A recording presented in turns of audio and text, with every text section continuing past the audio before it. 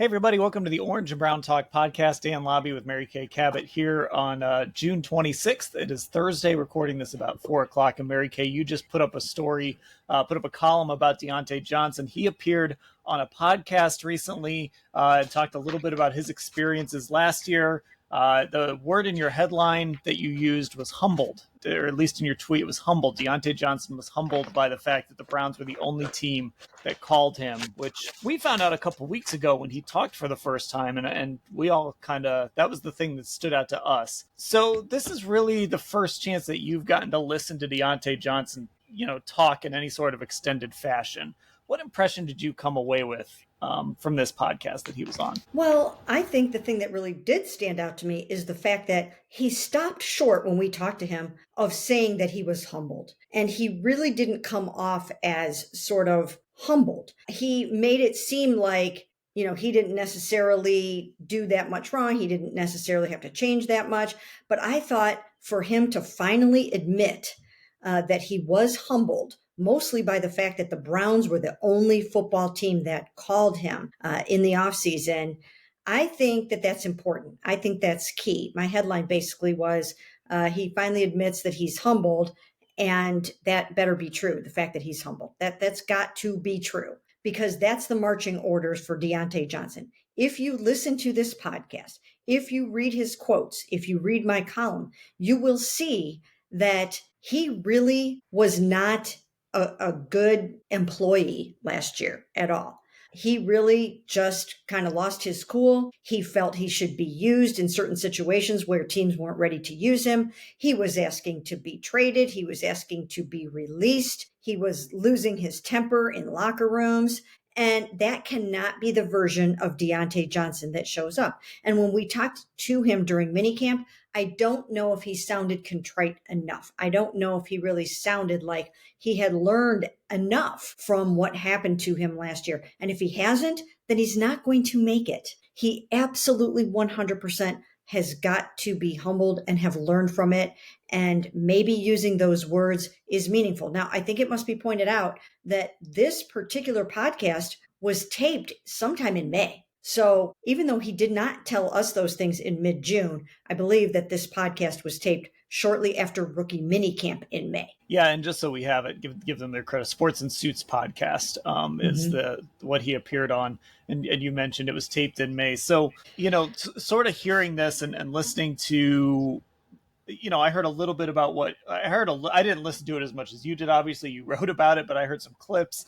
And again, just going back to that humbled thing, it's got me thinking like Diontae almost needs to kind of get back to when he came out into the NFL in 2019, right? He was a third round pick. And it's hard. A third round pick out of Toledo, you're not guaranteed anything, right? Like a MAC school, small school, you got to really still earn it. Obviously, a third round pick gives you a little bit of leeway, but you've got to earn it if you want to become a legit receiver. And he comes in, and by year 3, he's got 1,161 yards and 8 touchdowns. And he goes to the Pro Bowl in 2021. He almost needs to find that version of himself again, not just as a player, but almost like whatever it was that allowed him to go from being this third round pick from the MAC to, at one point, a guy who was being mentioned as one of the most exciting receivers in football.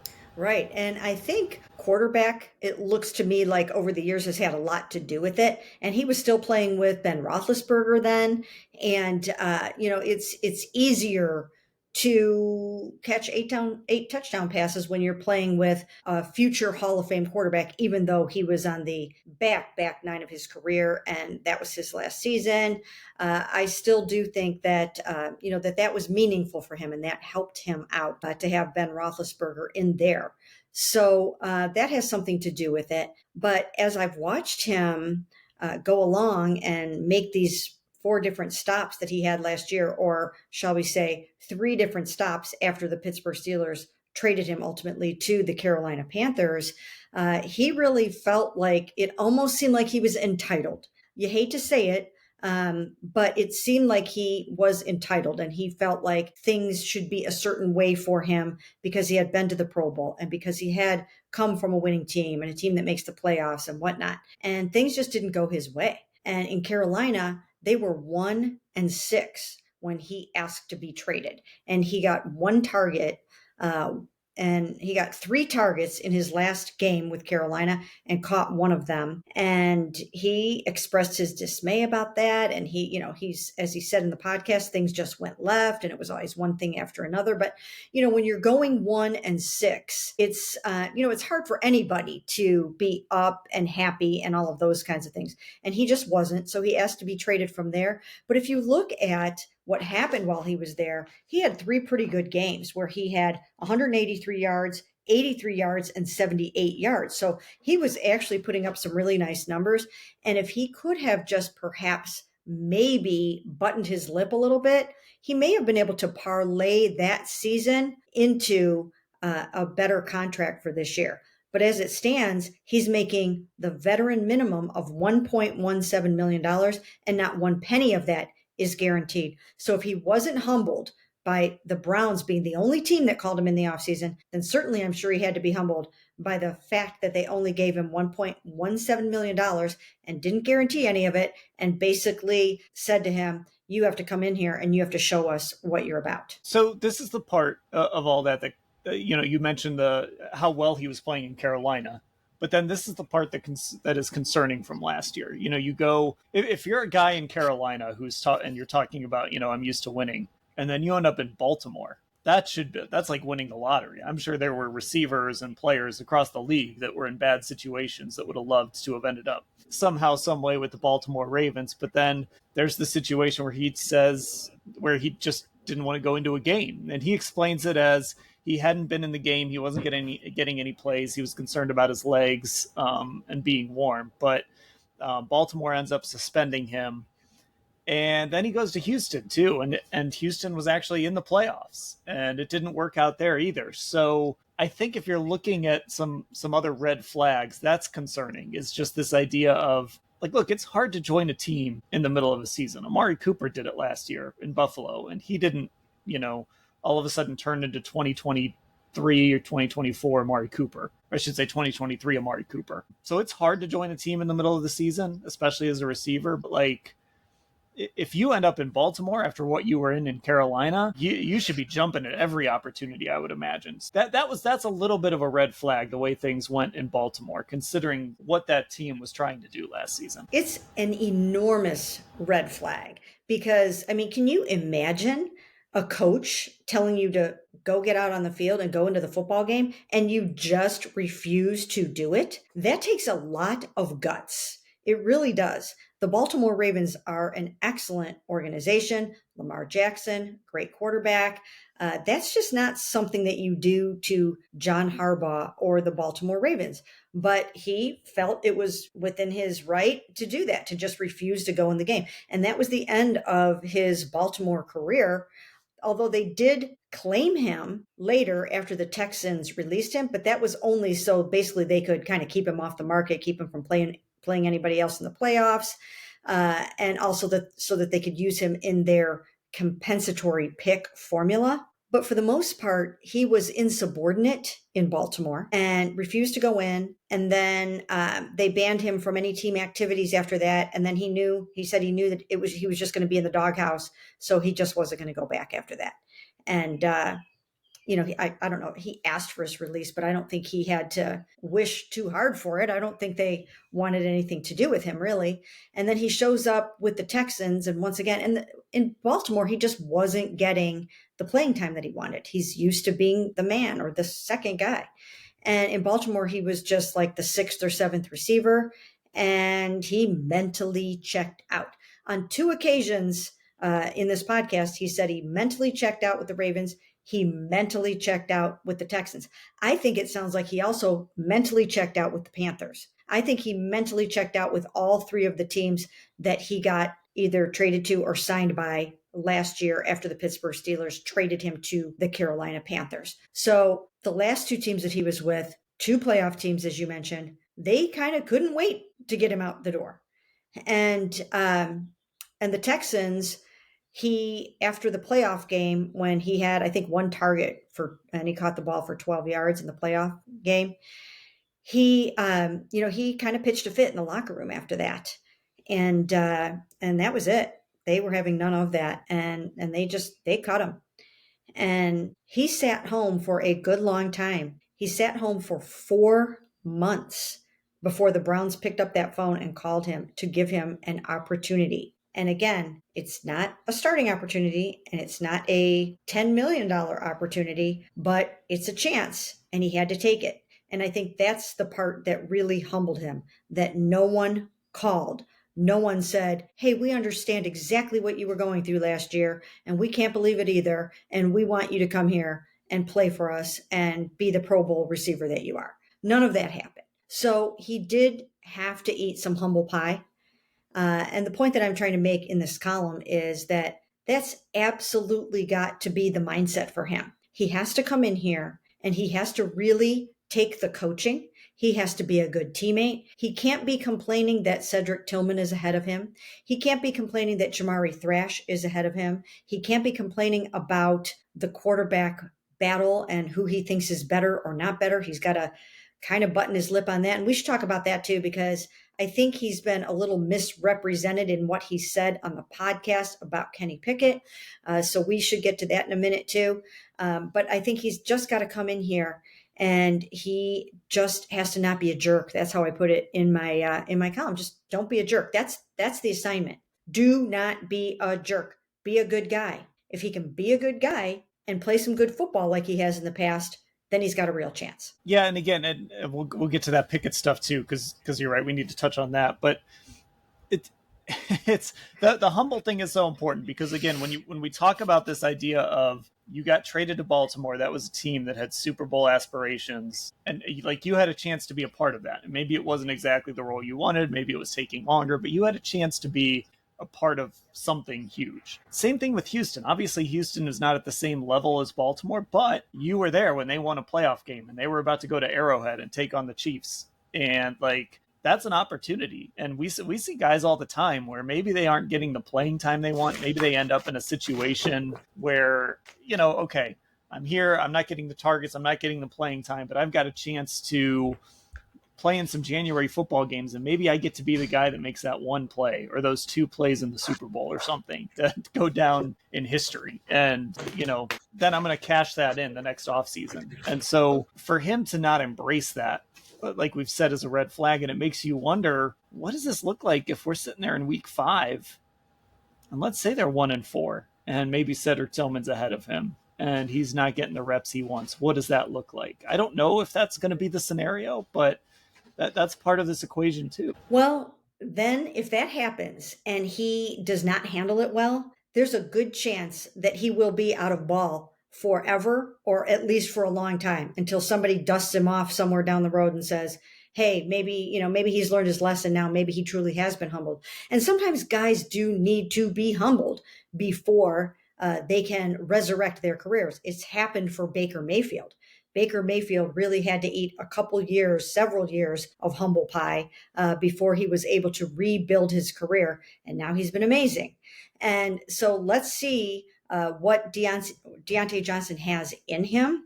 But he's really going to have to take whatever they give him, and it might not be all that much. But he's going to have to take that and run with it and do the absolute best he can with it. Now, why might that be hard? First of all, he has 28 touchdown catches. That's by far more than any other receiver on this football team.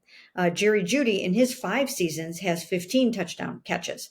And in his 6 seasons, Diontae Johnson has 28. So he's used to getting the ball. He's used to getting the ball in the end zone, and he's used to scoring. That's how you make Pro Bowls and things like that. So he does have that one year where he had the 1,000 yards and the 8 touchdowns. He had another year where he had 900 some yards. And so that's what he's used to. But that's not where he's at right now. He has to go back. Maybe not all the way to square one, but he's got to go pretty far back and just try to rebuild this thing and stack together good days. Now, I thought he made a mistake this offseason by not coming to the voluntary OTAs. I 100% thought that he would be at those voluntary OTAs. And the Browns will never admit it publicly, but they could not have been thrilled about that. Here you are giving this guy a chance, and he knows it's his last chance. I would be the first one. I would have camped out. I would have slept in a sleeping bag to get to OTAs. That is the kind of initiative that you need to show. That's the kind of dedication and the commitment that you need to show. So he really has to have learned his lesson if he is going to make this work. Yeah, I mean, it was funny. I was watching him during mini camp, and he was spending some time during warmups, like still getting his helmet right. Which that happens because he hadn't been there yet, and he hadn't put on that helmet yet, and gotten it fitted right, and gotten the right visor, and all that stuff. And it just kind of hit you like, you missed a lot. And obviously, it is voluntary, and the Browns are very, very careful when they talk about that stuff. So, like you said, they weren't going to say anything about it, but sort of like we've said with other guys, there are certain guys in certain situations where it would say something significant if you showed up, at least for a good chunk of the voluntary portion. And he didn't do that. So we've obviously spent the first 15 minutes here talking about the bad side of this. But why did the Browns do this? They obviously see something in him. They obviously see some sort of reclamation project here where if it goes right, it could pay off big time for them. So what is it in Diontae's game? I mean, I know he's known as a route runner. Do they see a little Jerry Jeudy maybe in him? Obviously, Jeudy, he didn't have the Pro Bowl years in Denver, but he had been productive. Do they see a little Jerry Jeudy there or something? What do they see in Diontae, do you think? Well, I think they see a former Pro Bowl receiver who fits in well with this system where you can get the ball in his hands, maybe in some of that horizontal passing game, and let him, kind of use his playmaking and speed and athleticism and ability. You can play him in the slot. And once again, he does have that elite route running like Jerry has. So if you get those two guys on the field, you're going to get that separation that you need and that you're looking for. He's really, really good at that. But I also think that the fact that he is such a good route runner and the fact that he does have those 28 touchdowns, those are going to be reasons that he's going to feel like, hey, I should be out there. I should be getting the ball. So he's going to have to keep that in check. But he does have the ability to be extremely productive. He can be so productive. And I think if you pair him with an experienced guy like a Joe Flacco who can just get that ball to him in so many different situations and know that he's going to sometimes win that contested catch or, whatever the case may be, I think that that's what they saw in him. Someone that could excel in the slot, excel in this system, be shifty and fast, and just be really productive and score the football. That's what they need. They need a guy with a nose for the end zone, and he certainly has that. So they saw all of these things in him, but in order for him to get there, then he just has to be that best version of himself. Yeah, and I know last year one of the things Kevin Stefanski talked a lot about with Jerry, especially after that Denver game, was the versatility, like that ability. When he would say good things about Jerry, he would talk about this is a guy that you can line up all over the place, and so he loves having receivers that he can put in different spots, that he can line up outside, he can line up in the slot, it seems like Diontae, even though he did line up more wide when he was in Pittsburgh, he did play enough in the slot that there's an opportunity there, again, if he does everything right. So let's go back to the Kenny Pickett part of this, because obviously Kenny could be the starting quarterback once again for Diontae Johnson. So you said that you felt like his comments got a little misconstrued in this podcast. So what do you think? What did he say about Kenny Pickett, and what do you think he meant? Well,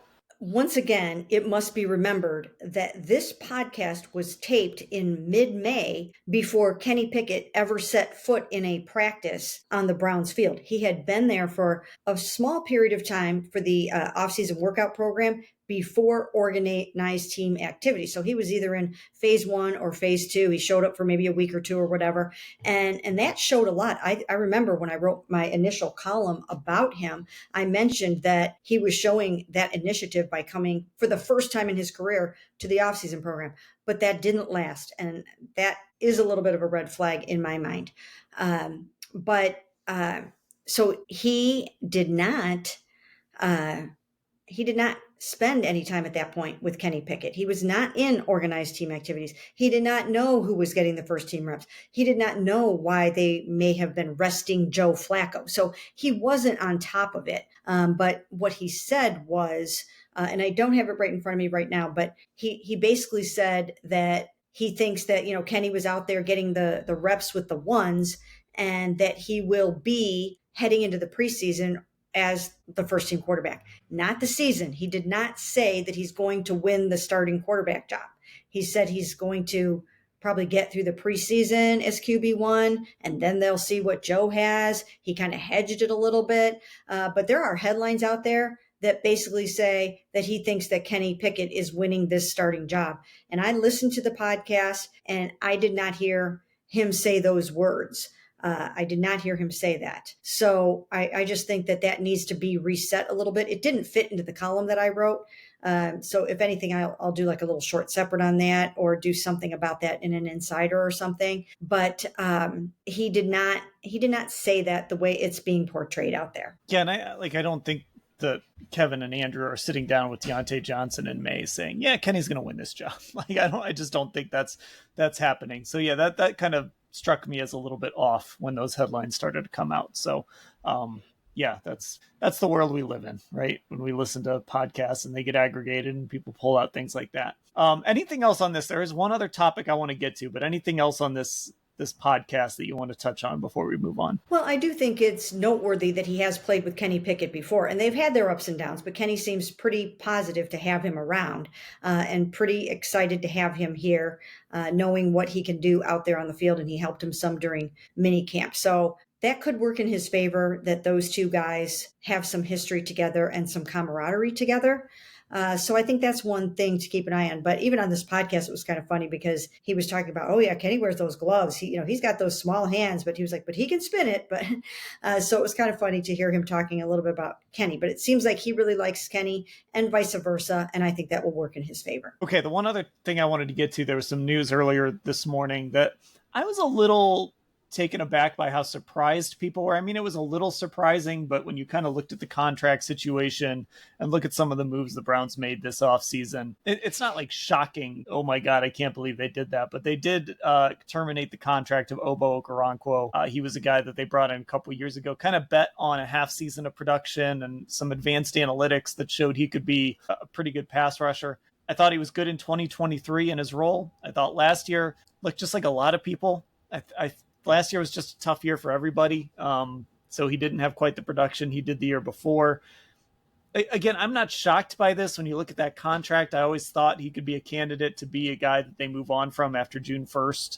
They'd already made their 2 designations, so they would actually have to wait to make that cut if they wanted to. But what were your thoughts today when the Browns made it official they were moving on from Obo? Well, I mean, it really looked like a cost-saving measure. They were able to save $3.36 million on the cap by making this move now after June 1st. So I really do think that that's what it was all about, because right now that is what they need to do. If you can save $2 million here, $3 million here, $4 million there, that's the kind of thing that they need to do to manage their cap, to get it under control, to extend the guys they need to in the situation that they're in with Deshaun Watson. So not really overly surprised once they signed Joe Tryon Shoyinka in the offseason, who is the edge rusher from Tampa Bay.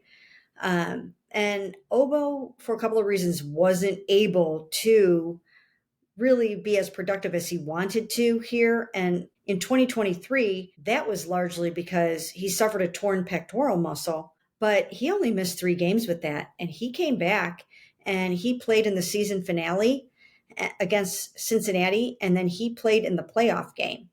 And he could have easily shut it down, but he wanted to play. And he also had 4.5 sacks that year, despite the fact that he did miss those 3 games. And then he had the pec in that 4th game when he came back. So he might have ended up with 6, 7, 7.5 sacks, which is a really nice season for that type of role player. So I thought he did his job, as you mentioned, in 2023.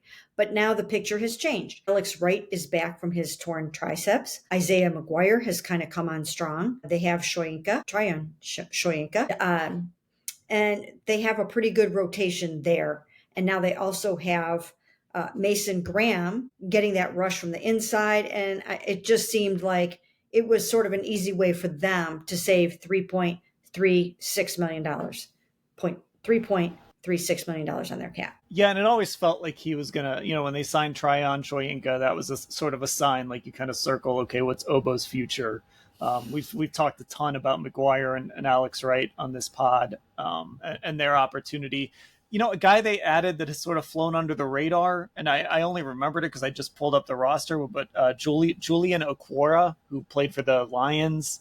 That's kind of a gamble on a younger guy. Cam Thomas is a guy they brought in at the end of last year, and now I'm going through this roster remembering some of these names, but Cam Thomas is a guy they brought in last year, who's back and getting some opportunities. So it just always felt, even when we talked about the edge rushers, it was always kind of like, oh yeah, and Obo is still here. So again, I guess a little surprised that it took this long. I mean, I always felt like if they were going to move on, it was going to be some sort of post June 1st thing, but I'm not shocked by this move. And, Obo is about to be 30 years old. So he's still got a chance to latch on somewhere and be productive. And I think once again, in 2023, when he was that third edge rusher, I think he was exactly what this team needed. This is just a different phase of this roster now. Right. And, I will say, though, that I think he was a really good locker room guy. He was a really good teammate. He was a huge, huge supporter of Myles Garrett. He was Myles's number one fan in that locker room. He was a really positive guy. He was a great, great guy to go talk to after games, right? I mean, he was a tremendous quote. He could put things into perspective. He really had a great way about him. I thought he showed really, really good positive leadership the whole time that he was there. So I think they're going to have to make up for the leadership that he brought to the table and just the positivity that he brought, because he was definitely all of those things. Okay, there we go. I think that's everything. Okay, I'm going to ask you one more random question. Training camp, 8 practices at the very start. Folks are going to get to see a fan comes up to you and says, Mary Kay, I'm going to training camp. What's the one thing I need to watch? What do you tell them? Oh, gosh. I mean, the number one, it's easy. I didn't prep you for this. The number one thing that you have to watch at training camp is all 4 of those quarterbacks are going to still be 2-spotting, and they're going to be still on their different fields doing 7-on-7s over here and 7-on-7s over there. So bring your binoculars and try to figure out how you can divide your time watching 4 quarterbacks try to win this job. And fans are still going to get to see the quarterback competition when it's in full force. I think those first 2 weeks are going to be pretty important, because they're still going to be dividing up those reps. Everybody's still going to be in the mix, and they're going to be right in the thick of it and get to witness some of that. Yeah, and look, I thought I had found the perfect spot at minicamp. I was like, the 2 fields they were practicing on, I found this spot right in the middle, so I was able to watch both guys. And then literally, I feel like every Browns employee thought the same thing and thought they found the perfect spot and stood right in front of me. So you never know. You think you show up to these camp practices and you think you found the perfect spot to watch everything, and then all of a sudden 20 people are standing in front of you. So head on a swivel at these things too. Make sure if you want to watch this 2-spotting, get ready to move, try and get up high in those bleachers, all of that stuff. But these are the 8 days you want to be at, because like you said, once we get back from those Philly practices, we're probably going to have some clarity on this whole competition. And so these 8 days are going to be like, these 4 guys are still all going to be very much in the running. So should be fun. Yeah, I mean, when you have the 4th string quarterback, he is not going to get that many reps in training camp, and you're really not going to see him do very much. But in this case, the 4th string quarterback is Shedeur Sanders. So fans are still going to get to watch him do all the cool stuff and probably get his first work with the starters, where he'll get to throw to Jerry Jeudy and David Njoku some, and he'll get to work against Myles Garrett and Mason Graham. So I think it's just a perfect time for them to be able to come out early and watch that. Okay, so with the mention of training camp, just some real quick scheduling updates here on the pod. If you've stuck with us for this long, you're interested in what our schedule is going to look like here. We're going to have 3 pods coming up next week. Lance Reisland is actually going to join me to do some football 101 stuff and give his impressions of the offseason program. Then we're going to be about 3 pods a week the next 2 weeks, and Mary Kay and Ashley will be back on those pods. We're going to look at the quarterbacks and how each guy can win this job. So you're going to get those coming up in your feed as well. So just get subscribed on Apple Podcasts and Spotify. Find us on YouTube, Cleveland Browns on cleveland.com. And of course, if you're not a Football Insider subscriber, it's cleveland.com/Browns, the blue banner at the top of the page. And don't worry, when training camp is back, that week of training camp, we'll be right back at it 5 days a week, maybe more, with this pod feed. So a little thin in July, but then we're going to get right back at it once training camp starts. Mary Kay, I will talk to you later. Sounds great.